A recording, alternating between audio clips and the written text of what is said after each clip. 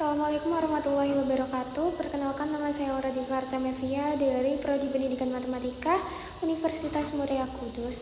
Di sini saya akan menjelaskan mengenai materi evaluasi pembelajaran matematika guna memenuhi tugas mata kuliah dasar dan proses pendidikan yang diampu oleh Ibu Jayanti Putri Purwaningrum SPD MPD. Yang membuat bahan presentasi ini yaitu saya sendiri, Aura Divarta Mevia, dengan NIM 202235001, dengan rekan saya Konita Safia Wardani dan Isna Naza Jauharo. Yang pertama, di sini saya akan membahas mengenai pengertian evaluasi pembelajaran. Jadi di dalam sebuah buku yang berjudul Teknik Evaluasi Pendidikan karya Muhammad Habib Toha, beliau mengatakan bahwa evaluasi berasal dari kata evaluation, yang berarti suatu tindakan atau suatu proses untuk menentukan nilai sesuatu. Jadi, apakah sesuatu itu mempunyai nilai atau tidak? Selanjutnya, pengertian evaluasi pembelajaran menurut istilah. Jadi, menurut istilah, evaluasi sendiri itu berarti kegiatan yang terencana untuk mengetahui keadaan suatu objek dengan menggunakan instrumen dan hasilnya dibandingkan dengan tolak ukur tertentu guna memperoleh kesimpulan, menurut Huzaini dan Nuryadi pada tahun 2016. Selanjutnya mengenai fungsi evaluasi. Jadi di sini ada beberapa fungsi evaluasi. Yang pertama yaitu sebagai alat seleksi. Jadi evaluasi dapat digunakan untuk melakukan seleksi dalam penerimaan siswa baru dari suatu sekolah. Jadi dengan dilakukannya evaluasi dapat ditentukan sejumlah siswa tertentu yang memenuhi syarat sebagai calon siswa yang akan diterima. Selanjutnya sebagai alat pengukur keberhasilan. Evaluasi dapat digunakan untuk mengukur seberapa jauh tujuan dapat dicapai setelah kegiatan belajar mengajar dilaksanakan. Selain itu, melalui evaluasi dapat dilihat pula sampai sejauh mana seorang guru telah berhasil dalam menerapkan metode dan pendekatan penguasaan materi serta kebaikan dan kelemahan kurikulum yang dipakai. Selanjutnya sebagai alat penempatan. Jadi, evaluasi dapat digunakan untuk mengetahui dengan baik termasuk kelompok mana seorang siswa harus ditempatkan. Jadi, sekelompok siswa yang mempunyai hasil evaluasi yang sama ditempatkan pada kelompok yang sama pula.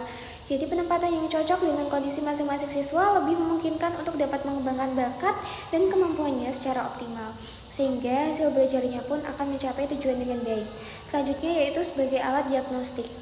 Evaluasi dapat digunakan untuk mendiagnosa kesulitan belajar siswa, yaitu mengetahui letak kelemahan dan kebaikan siswa dalam penugasan setiap konsep matematika yang telah diajarkan. Jadi saya selanjutnya akan membahas mengenai tujuan evaluasi. Secara umum, tujuan evaluasi pembelajaran adalah untuk mengetahui keefektifan dan efisiensi sistem pembelajaran secara luas. Selain itu, evaluasi pembelajaran juga ditujukan untuk menilai efektivitas strategi pembelajaran, menilai dan meningkatkan efektivitas program kurikulum, menilai dan meningkatkan efektivitas pembelajaran, membantu belajar peserta didik, mengidentifikasi kekuatan dan kelemahan peserta didik, serta untuk menyediakan data yang membantu dalam membuat keputusan.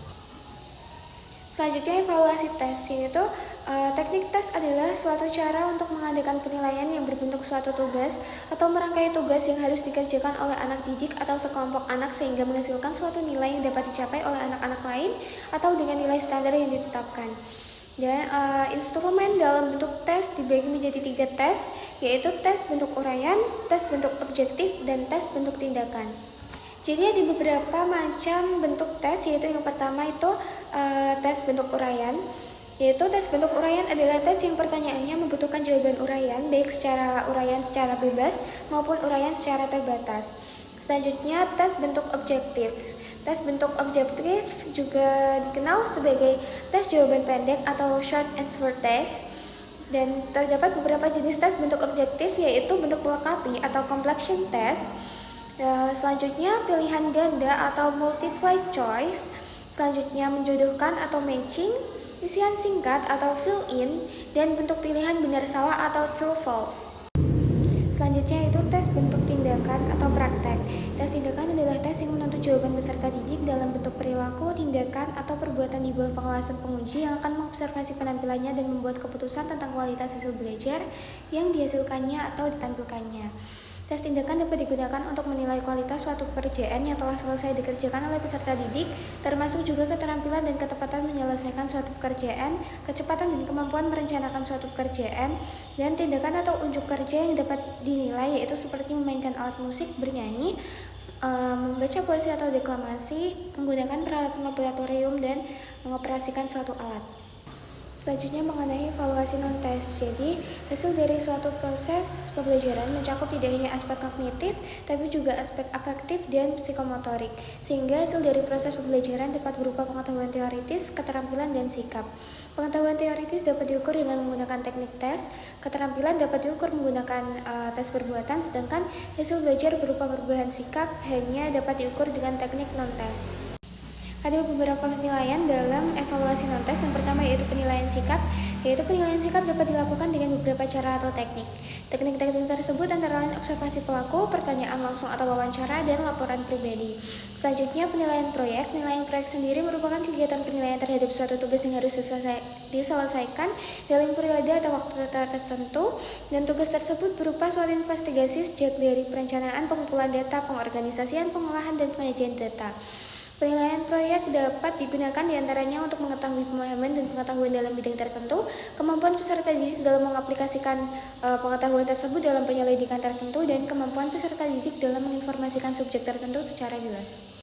Selanjutnya ada penilaian produk. Jadi penilaian produk adalah penilaian terhadap keterampilan dan dalam membuat suatu produk dan kualitas produk tersebut. Penilaian produk tidak hanya diperoleh dari hasil akhir saja, tetapi juga proses pembuatannya. Jadi penilaian produk meliputi penilaian terhadap kemampuan peserta didik dalam membuat produk-produk teknologi dari seni, seperti makanan, pakaian, hasil karya seni, seperti patung, lukisan, gambar, atau barang-barang terbuat dari kayu seperti keramik, keramik, plastik, dan logam. Selanjutnya penilaian portofolio. Jadi penilaian portofolio merupakan penilaian berkelanjutan yang didasarkan pada kumpulan informasi yang menunjukkan perkembangan kemampuan peserta didik dalam satu periode tertentu. Informasi perkembangan peserta didik tersebut dapat berupa karya peserta didik atau hasil pekerjaannya dari proses pembelajaran yang dianggap terbaik oleh peserta didiknya. Hasil tes atau bukan nilai, piagam penghargaan, atau bentuk informasi lain yang terkait dalam kompetensi tertentu dalam satu mata pelajaran. Selanjutnya yaitu penilaian diri. Jadi penilaian diri itu atau self-assessment adalah suatu teknik penilaian di mana subjek yang ingin dinilai diminta untuk menilai dirinya sendiri berkaitan dengan status, proses, dan tingkat pencapaian kompetensi yang dipelajarinya dalam mata pelajaran tertentu. Jadi dari pembahasan di atas dapat disimpulkan bahwa evaluasi adalah kegiatan yang terencana untuk mengetahui keadaan suatu objek dengan menggunakan instrumen dan hasilnya dibandingkan dengan tolak ukur tertentu guna memperoleh kesimpulan. Evaluasi berguna sebagai alat seleksi, alat pengukur keberhasilan, alat penempatan sebagai alat diagnostik. Evaluasi ditujukan untuk menilai efektivitas strategi pembelajaran, menilai dan meningkatkan efektivitas program kurikulum, menilai dan meningkatkan efektivitas pembelajaran, membantu belajar peserta didik, mengidentifikasi kekuatan dan kelemahan peserta didik, serta untuk menyediakan data yang membantu dalam membuat keputusan. Baik, itu saja yang bisa saya sampaikan mengenai pembahasan materi evaluasi pembelajaran matematika. Apabila ada salah kata yang saya sengaja maupun saya tidak sengaja, saya mohon maaf yang sebesar-besarnya. Terima kasih. Wassalamualaikum warahmatullahi wabarakatuh.